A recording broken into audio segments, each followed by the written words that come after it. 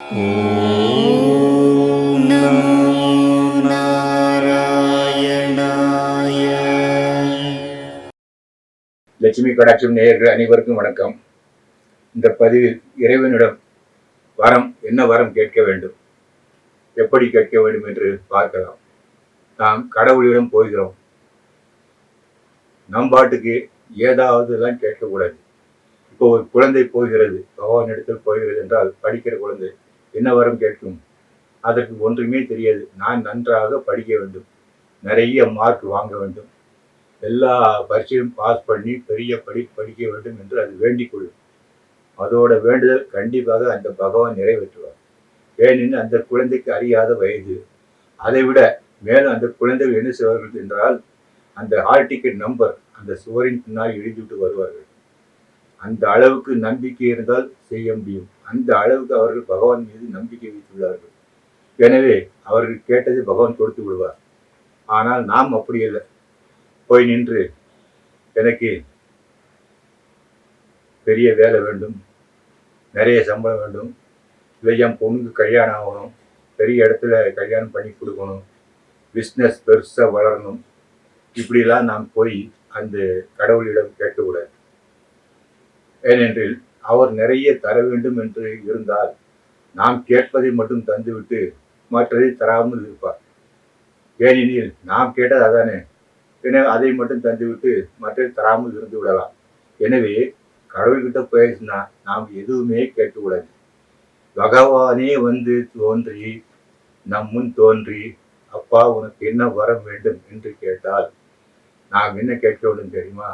எனக்கு ஒரு வரம் வேண்டாம், நீ தான் எனக்கு வேண்டும், அவ்வளவுதான்.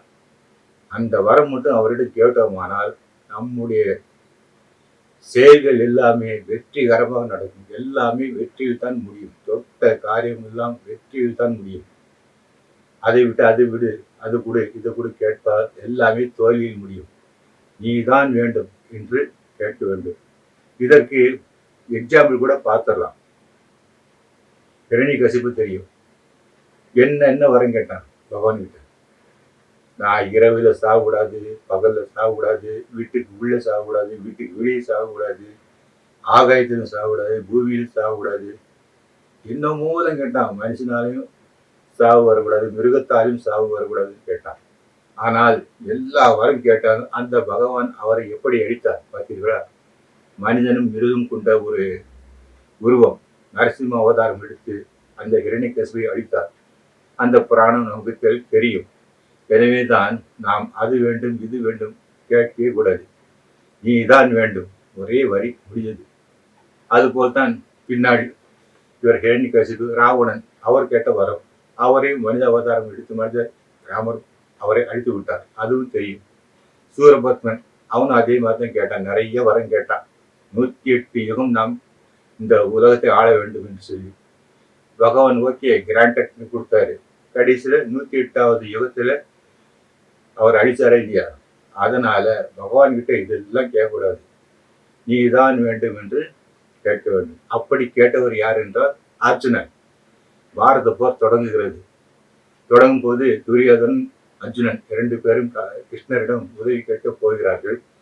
அப்போது பகவான் சொல்லுகிறார், நான் இந்த போரில் ஆயுதம் எதுவும் எடுக்க மாட்டேன். எனவே என்னுடைய ஆயுதங்கள் ஒரு பக்கம், படைகள் ஒரு பக்கம், நான் மட்டும் ஒரு பக்கம். உங்களுக்கு எது வேண்டும் என்று கேள் என்று அர்ஜுனனை பார்த்து கேட்க, அர்ஜுனன் என்ன சொன்னாரு? எனக்கு எது வேண்டும் கிருஷ்ணா, நீ தான் எனக்கு வேணும். முடிச்சிட்டார். வெற்றி யாரு கிடைச்சது? பாண்டவர்கள் பக்கம் நின்று அவர்களுக்கு ஜெயிச்சு கொடுத்தாரா இல்லையா? தேரோட்டியே வந்து, அதுவும் தேரோட்டி என்கிறது ரொம்ப கஷ்டமான வேலை. போர்க்களத்துல தேர் ஓட்டுறதுனா லேசு போட்ட வேலை இல்லை. அப்படி அந்த அர்ஜுனனுக்கு தேரோட்டிய வந்து அவருக்கு வெற்றி கொடுத்தாரா இல்லையா? ஏன்? அவர் எதுவுமே கேட்கல, நீதான் வேணும் என்று பகவானை தான் கேட்டார். ஆனால் துரியோதனன் அப்படி இல்லை. நீ வேண்டாம், எனக்கு உன் ஆயுதம், உன்னுடைய படை இவை இருந்தால் போதும் என்று சொன்னார். அவன் கண்ணனை நம்பவில்லை, அவனுடைய படை அண்டு ஆயுதம் இதைத்தான் நம்பினார். எனவேதான் அவருக்கு எல்லாமே அழிந்து விட்டது. ஆக பகவானிடம் நமக்கு எல்லாம் நல்லபடியாக நடக்க வேண்டுமானால் நாம் என்ன கேட்க வேண்டும் என்றால், பகவானே எனக்கு நீதான் வேண்டும், நீ தான் என் அருகில் இருக்க வேண்டும் என்று ஒரு வரம் கேட்டால் போதும். அவ்வளவுதான். நமக்கு எல்லாமே நல்லபடியாக முடியும். ஒன்று கூட கஷ்டமே இருக்காது. இப்ப நல்லபடியாக எல்லாம் முடிந்துவிடும். எல்லாம் நல்லபடியாக, எல்லாம் வெற்றியாக நமக்கு முடியும். எனவே பகவானிடத்தில் அது வேண்டும், இது வேண்டும் கேட்காமல் நீதான் வேண்டும் என்று கேட்க வேண்டும்.